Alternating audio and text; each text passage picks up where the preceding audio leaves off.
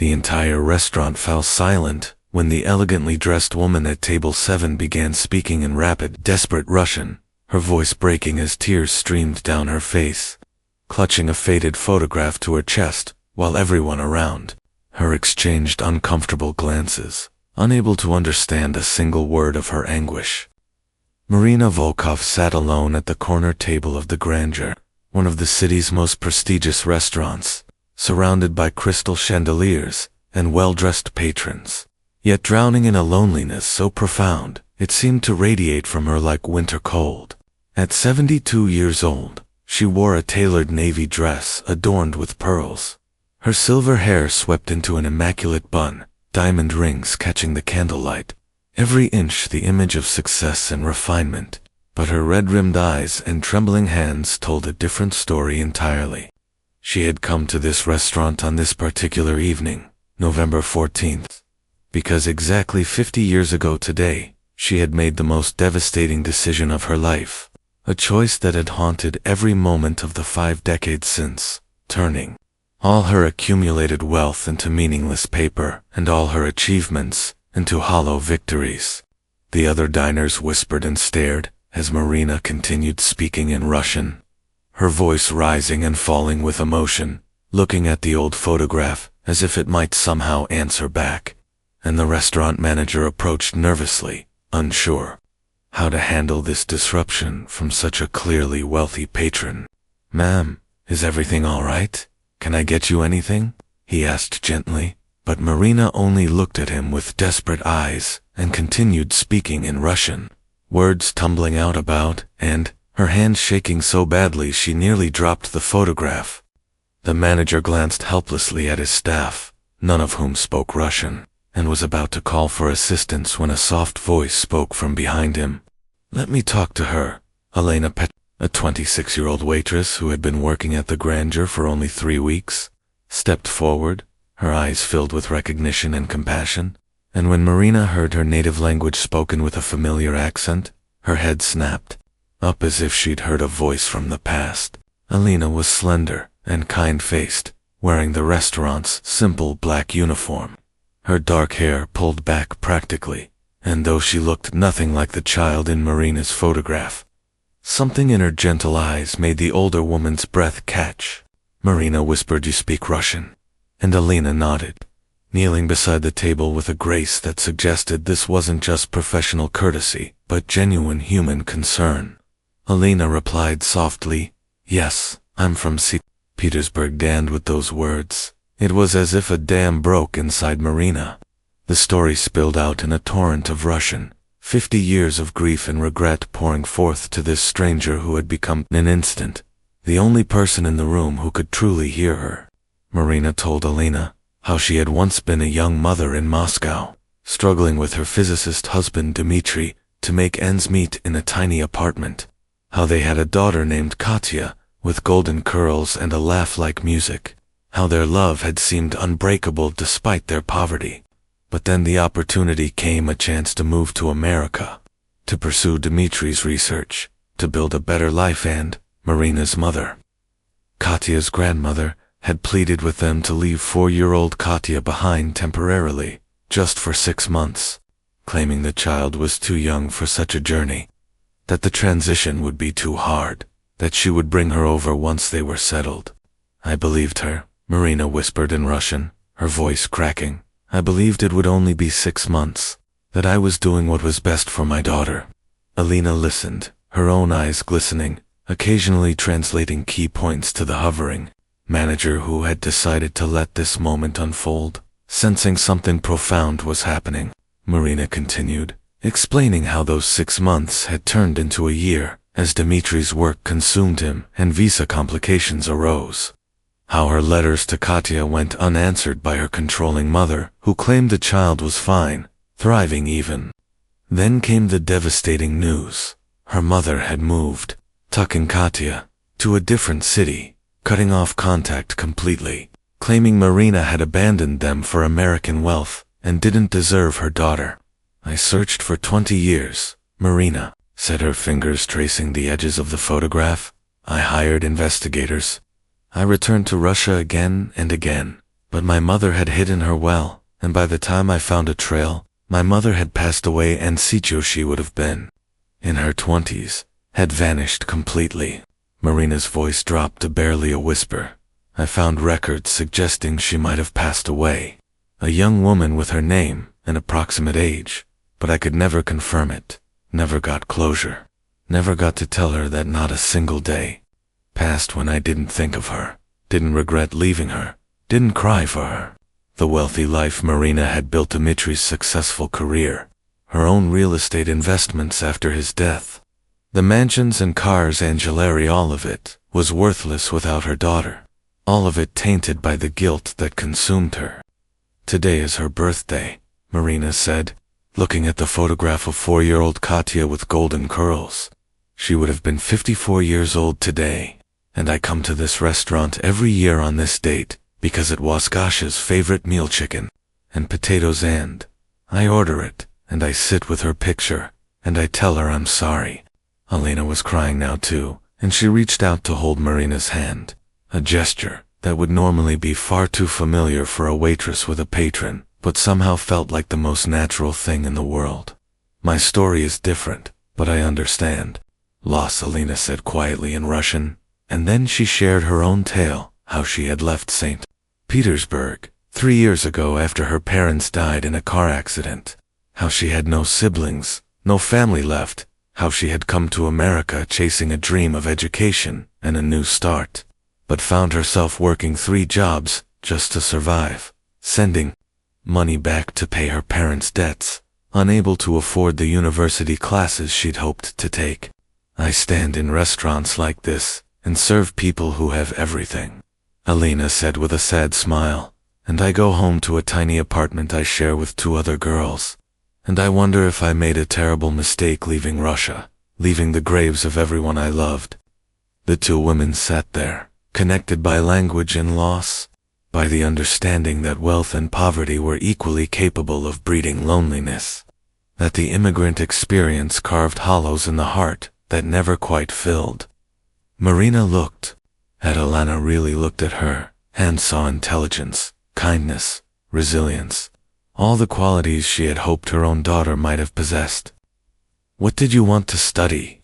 Marina asked, and Elena's face lit up briefly before dimming again. "International relations, diplomacy. I wanted to build bridges between countries, to help people understand each other the way we're doing right now. But it costs so much, and I barely survive as it is." Marina was quiet for a long moment, her mind working, and then she said something that surprised even herself. "Have dinner with me, please. I cannot bear to eat alone tonight." Alina glanced at the manager, who had been watching this exchange with fascination, despite understanding little of it, and he nodded his permission, sensing that whatever was happening was more important than protocol. Alina sat down across from Marina, and the older woman ordered enough food for both of them, the chicken and potatoes she always ordered for Katya's birthday, plus Alina's favorites when Marina insisted she choose. As they ate, they talked for hours, the restaurant emptying around them, the staff quietly working while the manager instructed them to give the women space. Marina told stories of young Katya, how she had loved to dance, how she had been afraid of thunderstorms, how she would climb into bed between Marina and Dimitri and feel safe, memories preserved in perfect detail for 50 years. Alina shared memories of her parents, her childhood in St. Petersburg, her dreams that felt increasingly out of reach, and something miraculous happened in that exchange. Both women felt less alone than they had in years. As the evening wore on, Marina made a decision, one that came not from guilt or obligation, but from genuine connection and hope. "Alina," she said carefully, "I cannot bring back your parents, and you cannot bring back my daughter, but perhaps we can help each other build something new." She explained that she had established a foundation years ago to help immigrant families, funded by her wealth but managed by others while she isolated herself in grief, and she had never taken an active role because it hurt too much to see other families whole while hers was shattered. "I want to fund your education," Marina said, "completely, whatever you need, and more than that." I want you to come work with me at the foundation. Help me actually use this money to make a difference. To help other young immigrants like yourself achieve their dreams." Elena's eyes went wide, and she immediately shook her head. "I cannot accept charity." "I couldn't," but Marina interrupted. "This is not charity. This is me asking you to help me find purpose. To help me do what I should have been doing all along instead of drowning in my grief. This is me asking you to be my partner in something meaningful." The two women talked details, logistics, possibilities, and with each passing moment, the despair that had filled Marina earlier lifted slightly, replaced by something she hadn't felt in decades: hope. Elena, too, felt something shift inside her, the bone-deep exhaustion of survival giving way to the possibility that her dreams might not be dead after all, that this chance encounter might be the turning point she desperately needed. But it was what happened next that truly transformed both of them. As they prepared to leave, Elena asked gently, "Have you ever thought that maybe Katya is still out there? That maybe the records were wrong? That maybe there's still a chance?" Marina shook her head sadly.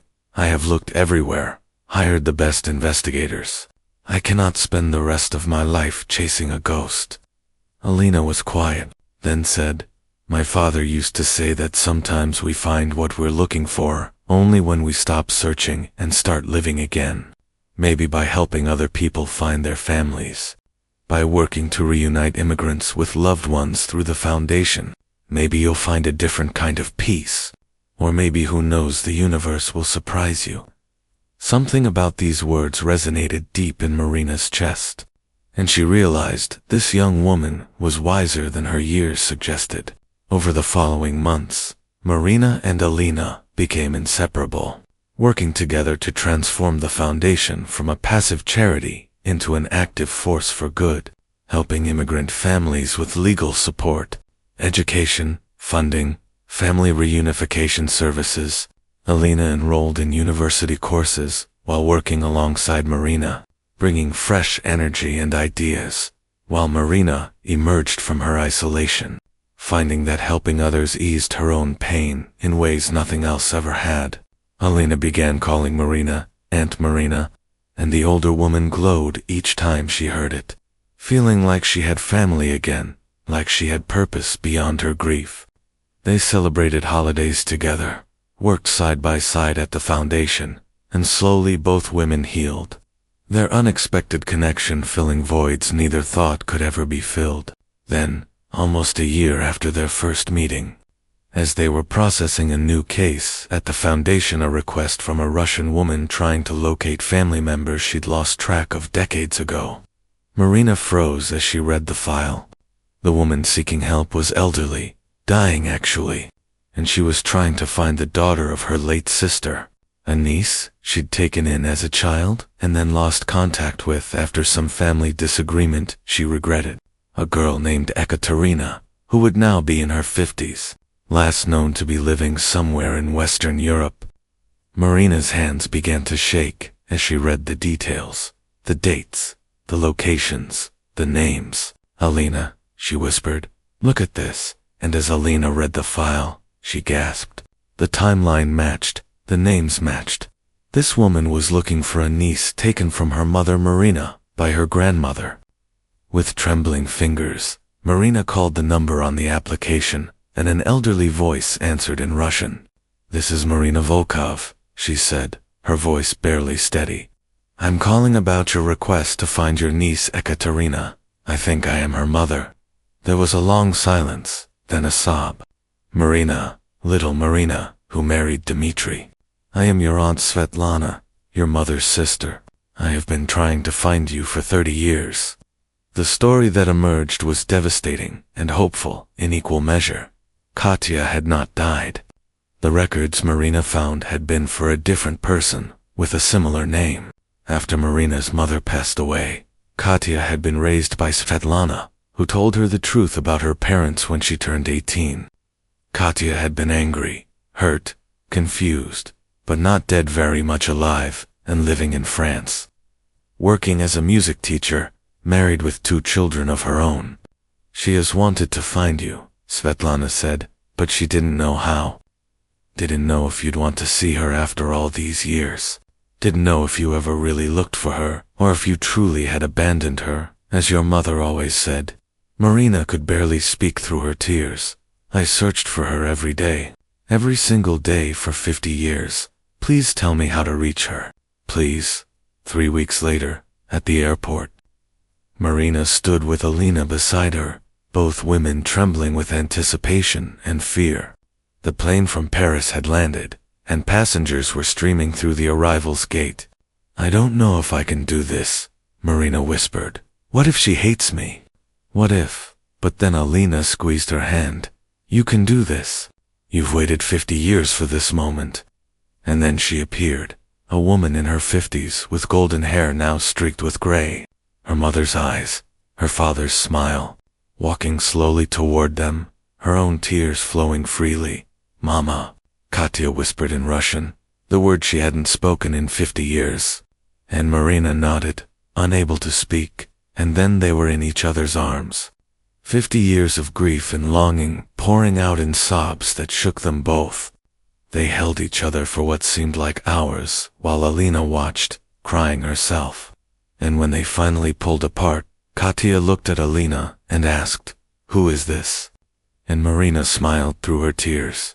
"This is Alina, the angel who saved my life and made this possible. She is family too." The three women stood there together, an unlikely family forged from loss and chance, and the simple act of one person choosing to speak to another in their native language, choosing to see their pain and offer comfort. In the months that followed, Marina met her grandchildren, built a relationship with Katya that honored both the lost years and the precious present, and continued working with Alina at the foundation that now helped countless families avoid the pain that had marked their lives. On Katya's 55th birthday, exactly 1 year after that fateful dinner at the Grandeur, Marina hosted a celebration at the same restaurant, at the same table where everything had changed. Katya was there with her husband and children. Svetlana had flown in from Russia, and Alina sat beside them all, the bridge who had connected these scattered pieces of a family.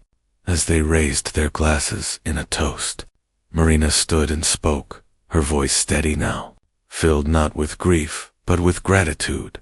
50 years ago I made a choice that broke my heart and shattered my family, and I spent half a century believing that some mistakes are too big to be forgiven, some losses too profound to be healed. But I learned something this year. I learned that it is never too late for love, never too late for connection, never too late to come home. She looked at Alina.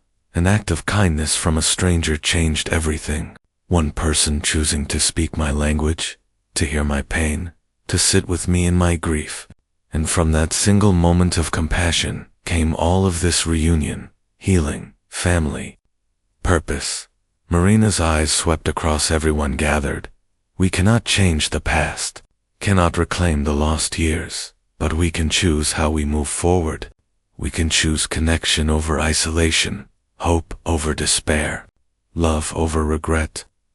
Katya stood then and embraced her mother, and said softly in Russian so everyone could hear, "I forgive you, Mama, and I understand now that you never stopped looking, never stopped loving me, and while I wish we had not lost those years, I am grateful for the years we have now, grateful that this woman," she nodded to Alina, "had the courage and compassion to bridge the gap between your pain and your healing."